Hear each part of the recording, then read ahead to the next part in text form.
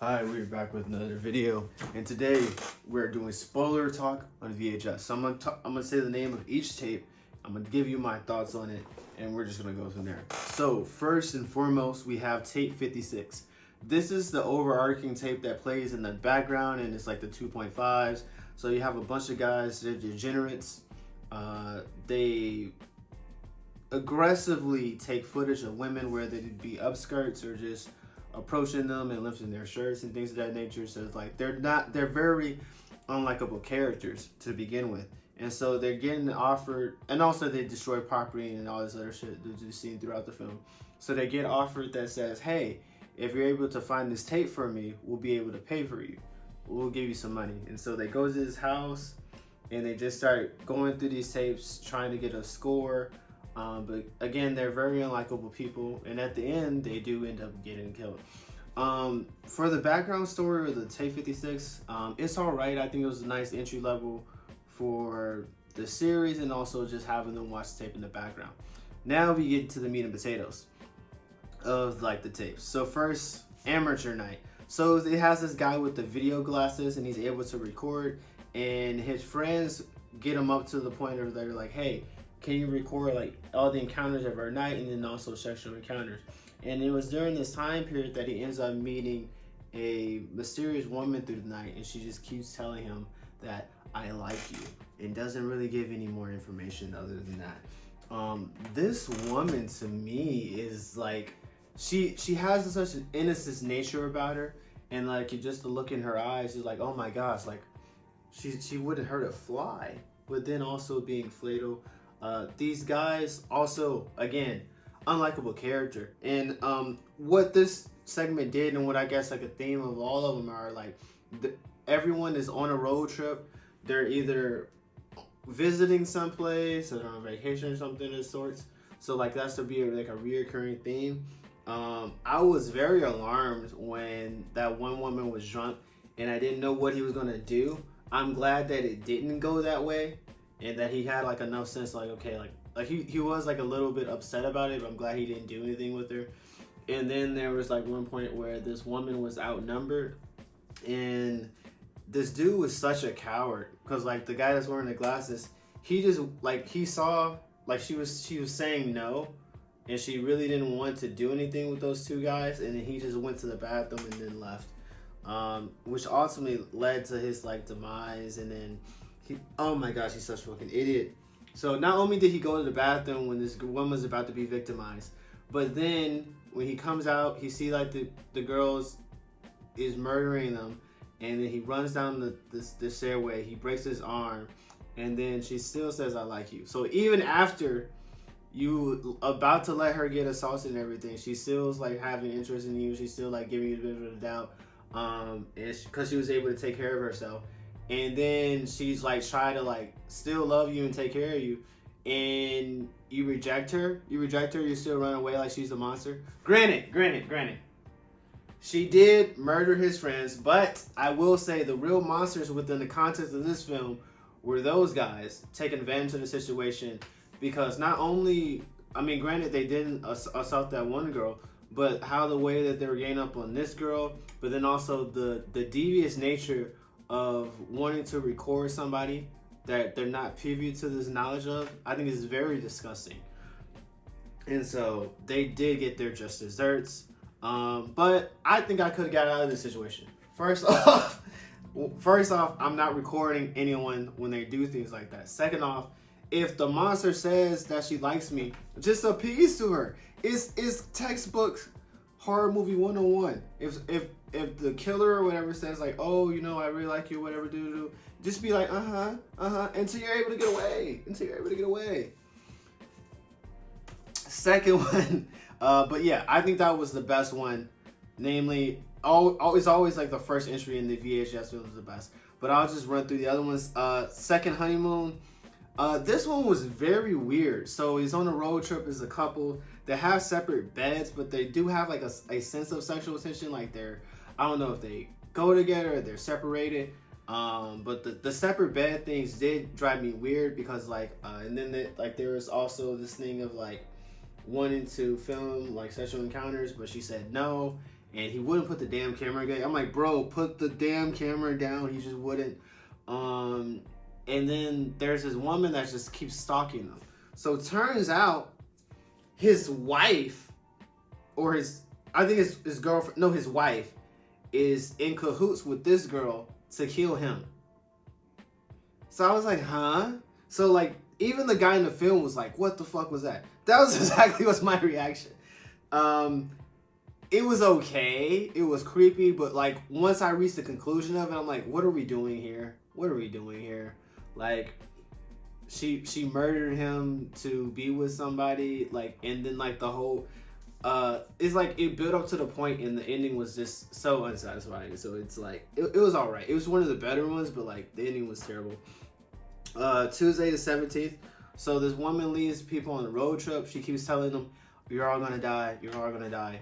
And they're like, oh, that's peculiar. If I'm in the woods with somebody and somebody tells me you're all gonna fucking die, I'm leaving. Why are you still there, bro? Why are you still there? And everybody's just going along, and they're so concerned on like getting laid and getting sex. Like, who did the same person write all these films? Like, oh my gosh, like it seems like the men in these films aren't real. Like, they're so focused on sex and they're so focused on just getting that they put themselves in danger, or they also put others in danger or at risk, right?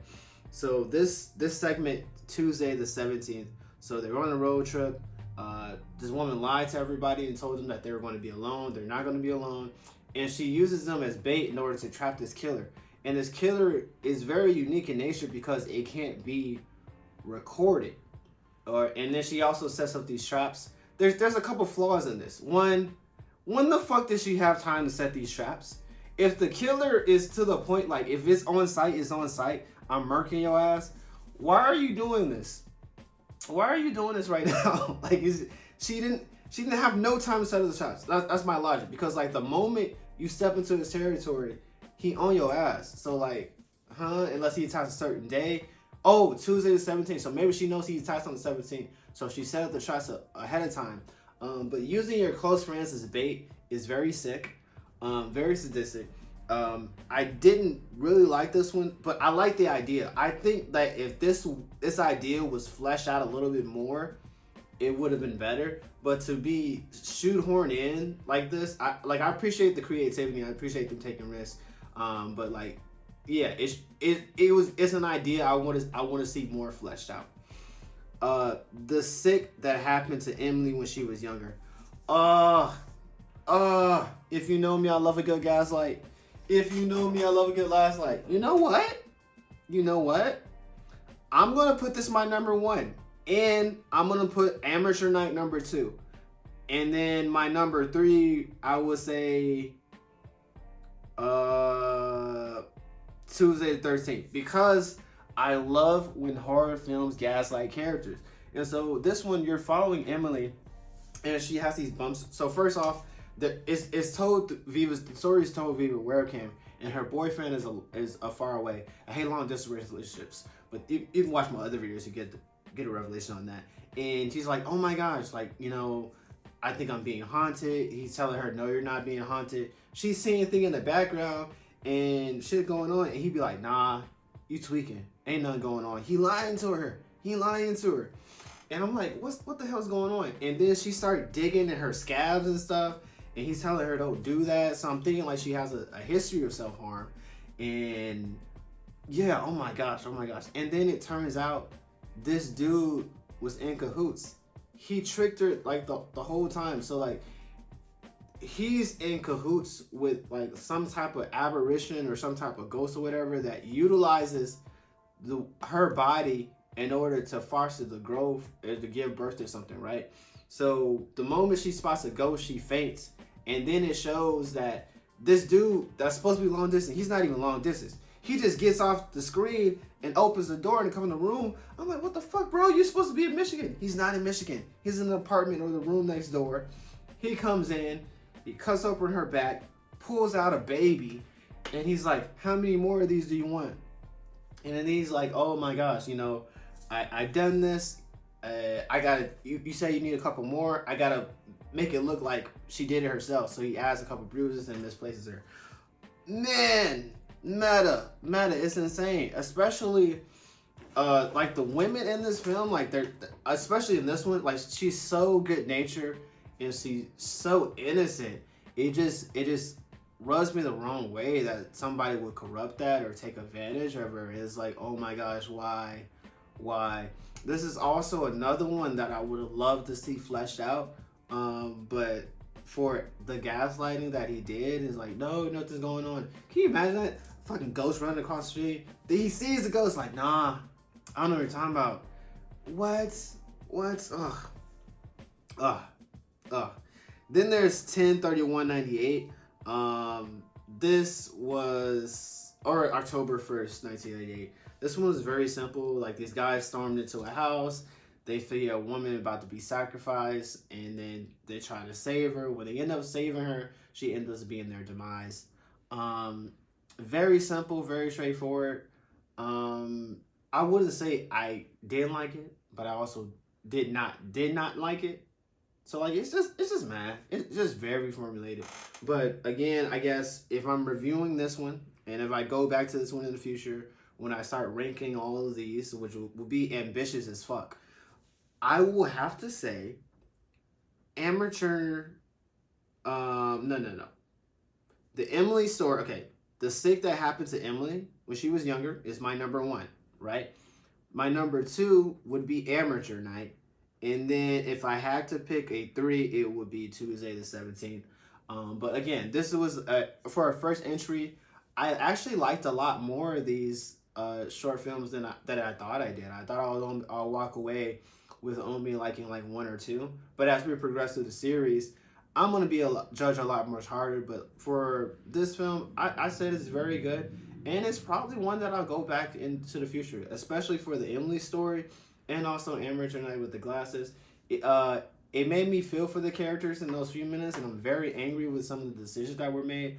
I hope that the guy characters or the male characters as we go forward with the series are a lot more redeemable. They're not assholes. They're not so focused on sex. They actually can think and not victimize people or look forward to victimizing, like be smart about it. But I guess I appreciate the last one where these guys weren't trying to sexually assault this woman or do anything. They're actually trying to save this woman, and unfortunately they did into their demise. But that's all I have for you. If you like this video, leave a like and a comment, and of course subscribe. You made it this far, you might as well subscribe. And I will see you all next time.